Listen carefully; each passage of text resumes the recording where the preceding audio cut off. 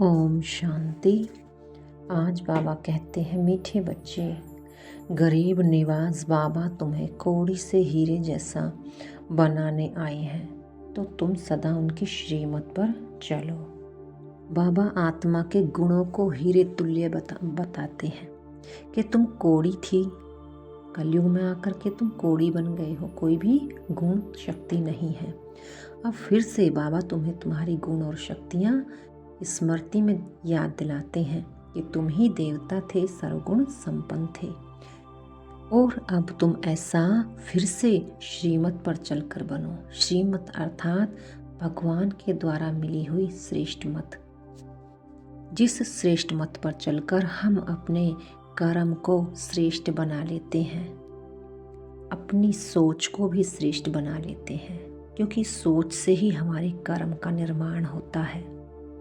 आगे बाबा कहते हैं, पहले पहले तुम्हें सभी को कौन सा एक गुहिया राज समझाना चाहिए। बाबा कहते हैं, बाप दादा का राज तुम बच्चों को पहले पहले समझाना चाहिए। बाप दादा का तुम जानते हो, यहाँ हम बाप दादा के पास आए हैं, ये दोनों इकट्ठे हैं। शिव की आत्मा भी इसमें है, ब्रह्मा की आत्मा भी इसमें है। एक आत्मा है, दूसरी परमात्मा है, दोनों ही आत्मा, लेकिन वो परम है, उस पर कोई भी दाग नहीं लगता, वो कभी भी गिरावट में नहीं आती। तो पहले पहले ये गुहिया राज सबको समझाओ कि ये बाप दादा इकट्ठे हैं, ये दादा भगवान नहीं है। मनुष्य भगवान होता नहीं, भगवान कहा जाता है निराकार को, वह बाप है शांति धाम में रहने वाला। बाबा आज इस पर जोर देते हुए कहते हैं कि एक ब्रह्मा बाबा की आत्मा में शिव बाबा की आत्मा का प्रवेश होता है। ब्रह्मा बाबा कोई भगवान नहीं है। इस बात को समझने के लिए सबसे पहले हमें आत्मा को समझना होगा कि आत्मा क्या है, आत्मा का स्रोत क्या है, आत्मा कैसी है।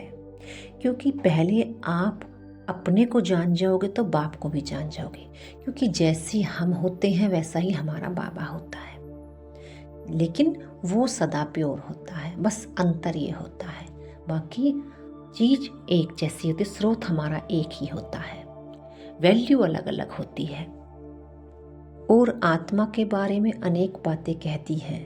किसी ने कहा वो ऊर्जा है, किसी ने कहा शक्ति है, किसी ने कहा वो प्राण है, लेकिन वो है, वो कार्य क्या करता है, ऊर्जा क्या कार्य करती है, शक्ति क्या कार्य करती है, प्राण क्या कार्य करता है, कह तो दिया, लेकिन उसका अर्थ हमें खुद से ही जानना होगा, क्योंकि हम ये चीज़ें दूसरों को नहीं समझा सकते।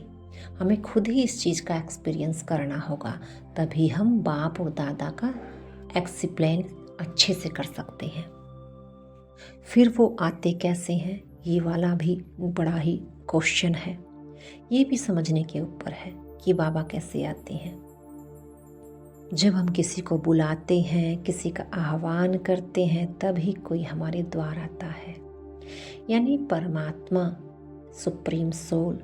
जब ब्रह्मा बाबा उन्हें याद करते गए तो उन्हें आना ही पड़ा, पतितों को पावन बनाना ही पड़ा। जब हमारी याद बहुत अच्छी होती है, ऊंची होती है, तब याद से याद मिलती है, फिर परमपिता परमात्मा की याद हमसे मिल जाती है, याद से मिल जाती है। इसलिए बाप दादा इकट्ठे हैं। आज का गीत है, आखिर वह दिन आया आज। कौन से दिन की बात हो रही है? जब संसार में भी कह दिया है कि शिव की रात्रि, यानी भगवान धरा पर जब आते हैं उसी समय को शिवरात्रि कह देते हैं, यानी कलयुग के रात्रि में, कलयुग के अंतिम समय पर बाबा धरा पर आते हैं। इसीलिए कहा गया भगवान धरती पर आया हुआ है, भगवान से वर्षा ले लो। बाबा बताते हैं कि देखने में तो ब्रह्मा बिल्कुल साकार है, साधारण सा है, क्योंकि भगवान का रूप तो हमने अलग ही दिखा दिया है कि जब वो आएगा तो ऐसा दिखेगा, इस तरह के सर्टन्स होंगे। लेकिन बाबा कहते मैं तो साधारण आ जाता हूँ। अब वो चीज़ तुम्हें परखनी है कि कि बाबा कैसे आते हैं। निराकार बाबा साकार का आधार लेते हैं। शंकर को भी निराकार शिव बाबा के पास कैसे दिखाते हैं, हर पल ध्यान अवस्था में, मगन अवस्था में। तो समझ रहे हो ये कहाँ इशारा हो रहा है कि जब बाबा ध्यान अवस्था, मगन अवस्था में रहते थे, एक की याद में लीन रहते थे, तभी याद से याद मिलकर बाप दादा इकट्ठे हो जाते थे। ये शंकर का तो एक एग्जाम्पल दिखाया हुआ है, लेकिन वो साधारण भेष में आते हैं, वाणी से परे अवस्था में आते हैं, साकार तन में आते हैं। क्योंकि शंकर को तो हमेशा ऊपर दिखाया है, सूक्ष्म में दिखाया है, पहाड़ों पर दिखाया है, लेकिन वो एक अवस्था होती है धरती से परे। सूक्ष्म अवस्था में बाबा आते हैं, ध्यान अवस्था में बाबा आते हैं। इसलिए बाप दादा इकट्ठे हो जाते हैं और आकर के दोनों नई सृष्टि की स्थापना करते हैं। उसको परिवर्तन करने का हमें पढ़ाई पढ़ाते हैं, क्योंकि बिना पढ़ाई के हम कोई भी राज्य अधिकार नहीं प्राप्त कर सकते। कोई भी पद हमें लेना होगा तो पढ़ाई ज़रूर पढ़नी होगी, और ये पढ़ाई श्रीमत की पढ़ाई है। बाबा बताते हैं कि भारतवासी गाते रहते थे कि तुम मात पिता हम बालक तेरे, तेरी कृपा से सुख घने रे। तो भगवान आएंगे तो अपनी कृपा इस पढ़ाई के द्वारा ही तो हम पर करेंगे कि तुम श्रीमत पर चलो तो तुम्हें आप पे ही सुख मिल जाएगा। और माता पिता शिव बाबा को ही कहा जाता है। जब साकार में आते हैं तो माता पिता कहलाते हैं। बाबा अपने को कहते हैं मैं गरीब निवाज, गरीबों को साहूकार बनाने आता हूँ। यानी मेरे बच्चे जो गरीब बन गए हैं, चरित्रों से गरीब हो गए हैं, गुण शक्तियों से गरीब हो गए हैं, मैं आकर के उन्हें वो ही देता हूँ और उन्हें फिर से राज्य अधिकारी बना देता हूँ, स्वराज्य अधिकारी बना देता हूँ। क्योंकि स्वराज्य अधिकारी ही विश्व राज्य अधिकारी बनेगा।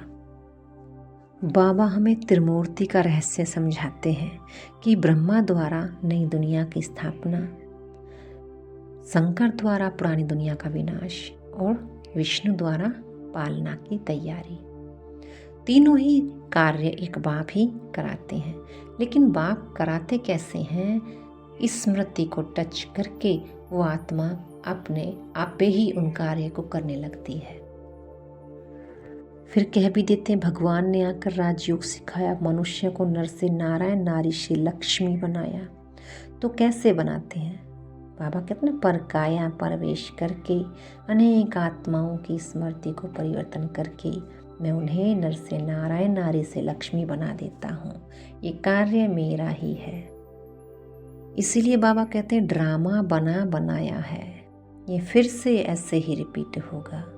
क्योंकि जब बाबा ने ही सब कुछ पता है, बाप को ही पता होता है ना बच्चे के बारे में सब कुछ, तो ड्रामा के बारे में भी बाबा को पता है कि बच्चे बनी बनाई बन रही है और कुछ बननी नहीं। बाबा हमें सावधानी देते हैं, बच्चे भलग्रस्त व्यवहार में रहो, बच्चों की संभाल आदि करो, परंतु ये अंतिम जन्म पवित्र बनो, काम चिता पर नहीं चढ़ो। अभी तुम ज्ञान चिता पर बैठे हो, तो ये काम चिता पर चढ़ना छोड़ दो। बाबा एक जन्म की हमसे भीख मांगते हैं, क्योंकि बिना पवित्रता के राम राज्य आ नहीं सकता। पवित्रता ही सुख शांति की जननी है। और बाबा कहते हैं पवित्रता लाने के लिए सोने का बर्तन बनना पड़ेगा। यानी तुम सोने का बर्तन कब बनोगे? जब तुम जितना बाप को याद करोगे उतना तुम्हारी बुद्धि सोने का बर्तन बनती जाएगी, और जितना बुद्धि सोने का बर्तन बनती जाएगी उतने ही कर्मों में पवित्रता आनी शुरू हो जाएगी। इसलिए मनसा वाचा कर्मणा पवित्रता का आधार है। धारणा के बिंदु, निरंतर बाप की याद में रहने के लिए बुद्धि को सोने का बर्तन बनाना है। कर्म करते भी बाप की याद रहे, याद से ही पवित्रता की लाइट आएगी। दूसरी पॉइंट, मुरली कभी मिस नहीं करनी है। ड्रामा के राज को यथार्थ रीति समझना है। भट्ठी में कुछ भी बाहर का याद न आए। वरदान है, आपस में एक दो की विशेषता को देखने और वर्णन करने वाले श्रेष्ठता संपन्न होली हंस भव। संगम युग पर हर बच्चे को नॉलेज द्वारा कोई ना कोई विशेष गुण अवश्य प्राप्त है। इसीलिए होली हंस बन हर एक की विशेषता को ही देखो और वर्णन करो। जिस समय किसी की कमजोरी देखते या सुनते हो तो समझना चाहिए कि यह कमजोरी इनकी नहीं, मेरी है, क्योंकि हम सब एक ही बाप के बच्चे, एक ही परिवार के हैं, एक ही माला कमल के हैं। जैसे अपनी कमजोरी को प्रसिद्ध नहीं करना चाहिए, ऐसे दूसरे की कमजोरी का भी वर्णन नहीं करो। होली हंस माना विशेषताओं को ग्रहण करना और कमजोरियों को मिटाना। स्लोगन है, समय को बचाने वाले तीव्र पुरुषार्थी ही सदा विजयी हैं। अच्छा, ओम शांति।